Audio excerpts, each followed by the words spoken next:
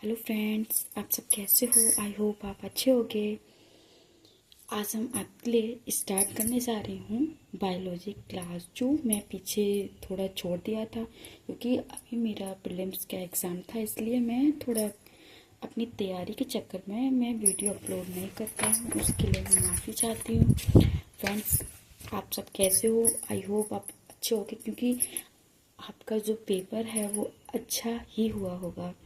आप मुझे अपने पेपर के बारे में राय बता सकते हैं कि आपके लिए पेपर देने के बाद जो एक्सपीरियंस जो होता है वो कैसा लगा, और आपको एग्ज़ाम बोर्ड में जब वो आप सॉल्व करते हो उस टाइम कैसा लगता है कि आप क्या कितना कर सकते हैं कितना नहीं। फ्रेंड्स, अब हम बात करेंगे टीकाकरण। ये हमारा चैप्टर 3 की यूनिट है। उसमें हम बात करेंगे टीकाकरण, वैक्सीनेशन से आप क्या समझते हो, इसके प्रमुख रोगों की व्याख्या कीजिए एवं इनके वैक्सीनों के नाम को भी बताऊंगी। अब हम बात करते हैं to the point with definition. Vaccination क्या होता है, हम उसके बारे में आपसे बात करेंगे। जैसे कि वैक्सीनेशन मरे हुए एवं निष्क्रिय प्रतिजन रोगाणु होते हैं, मतलब जो टीका लगाते हैं, जो नर्सेज वगैरह लगाती हैं, वो उसमें मरे हुए एवं निष्क्रिय प्रतिजन रोगाणु होते हैं, जो जबकि इन्हें इंजेक्शन द्वारा या दूसरे शरीर से, मतलब जो इंजेक्शन के द्वारा दूसरों के शरीरों तक पहुंचाता, मतलब प्रविष्ट का मतलब होता है उनके अंदर पहुंचाना, मतलब प्रविष्ट कराया जाता है इंजेक्शनों के द्वारा। बॉडी एंटीजन के प्रति एंटीबॉडी का निर्माण करती है, मतलब जो एंटीजन होता है वो एंटीबॉडी में निर्माण कर लेती है। इस एंटीबॉडी के शरीर में निर्माण मरे हुए एवं निष्क्रिय प्रतिजन एंटीजन को वैक्सीनेशन कहते हैं। मतलब जो निष्क्रिय प्रतिजन होते हैं जो हमारे शरीर के अंदर जाते हैं, हम उन्हें वैक्सीनेशन कहते हैं। ये हमारी डेफिनेशन है। अब हम आगे बात करते हैं इसकी शॉर्ट फॉर्म में। ये अगर आपको जैसे समझ में नहीं आता है तो आपको ये मैंने लॉन्ग टर्म में समझाया। शॉर्ट फॉर्म में जैसे वैक्सीन को जीवों के शरीर में ट्रांसफ़र करने की जो क्रिया होती है उसे हम टीकाकरण कहते हैं, वैक्सीनेशन कहते हैं। जैसे कि the transfer of vaccine into the body of organism in called as vaccination. ये हिंदी टू इंग्लिश आप दोनों में वैक्सीनेशन की डेफिनेशन को समझ सकते हैं और इसके बारे में आप जान सकते हैं कि वैक्सीनेशन क्या होता है। अब हम बात करते हैं वैक्सीनेशन के बारे में।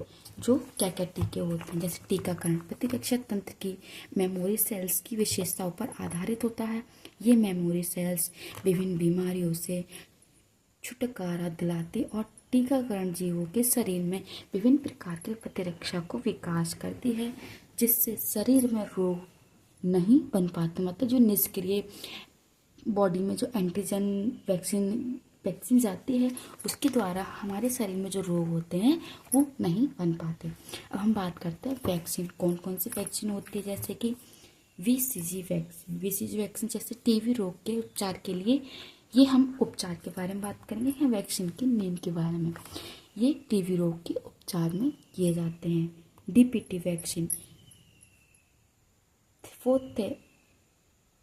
डिफोथेरिया, काली खांसी तथा टिटनिस रोग के उपचार में ये डीपीटी वैक्सीन का उपयोग किया जाता है। टीएवी वैक्सीन टाइफाइड नामक रोग के उपचार में, पोलियो वैक्सीन पोलियो रोग के उपचार में एवं चिकन पॉक्स वैक्सीन चेचक रोग के उपचार में उपयोग किया जाता है। ये हमारे वैक्सीनेशन से रिलेटेड टू द पॉइंट है। फ्रेंड्स, आप ये नोट्स अच्छे से करें, और अगर आपको समझ में नहीं आया तो आप मुझे कमेंट सेक्शन में बता सकते हैं, और इससे रिलेटेड अगर कुछ और जानकारी है तो मुझे आप बता सकते हैं। अब हम बात करते हैं नेक्स्ट क्वेश्चन। फ्रेंड्स, इसमें थोड़े छोटे छोटे क्वेश्चन हैं, तो मैं एक वीडियो में आपके लिए 2 क्वेश्चन कंप्लीट करने की कोशिश करूँगी। जैसे कि फर्स्ट नेक्स्ट क्वेश्चन, जैसे स्वयं प्रतिरक्षा रोग ऑटो इम्यूनी डिसीज से आप क्या समझते हैं।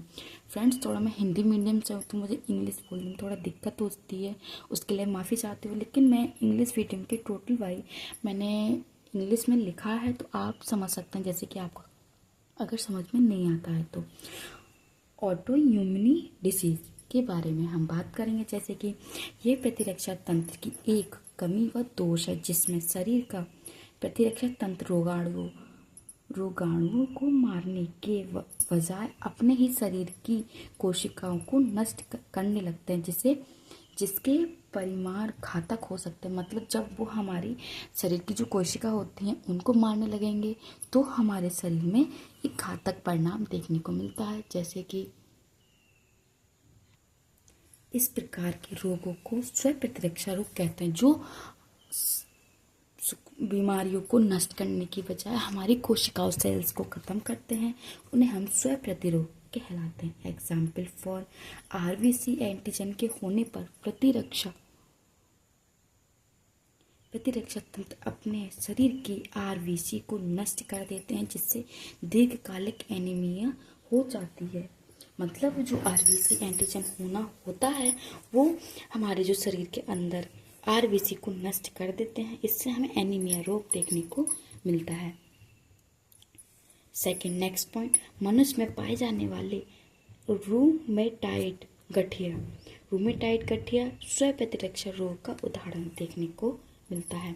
फ्रेंड्स, ये छोटा सा ही चैप्टर था, स्व प्रतिरक्षा तंत्र था, वो छोटा सा ही टॉपिक था जो हम आपके सामने लेके आए। फ्रेंड्स, वीडियो आज यहाँ तक समाप्त होती है। टीकाकरण और स्व प्रतिरक्षा इम्यूनिटी के बारे में मैंने आपको डिटेल से बता दिया है। आप अगर इससे रिलेटेड कोई क्वेश्चन है, अगर इसके बारे में कोई जानकारी है तो आप मुझे कमेंट सेक्शन में बता सकते हैं। एंड आप वो वीडियो को ज़्यादा से ज़्यादा लाइक करें, शेयर करें एंड सब्सक्राइब करना ना भूलें। And thank you, all the best.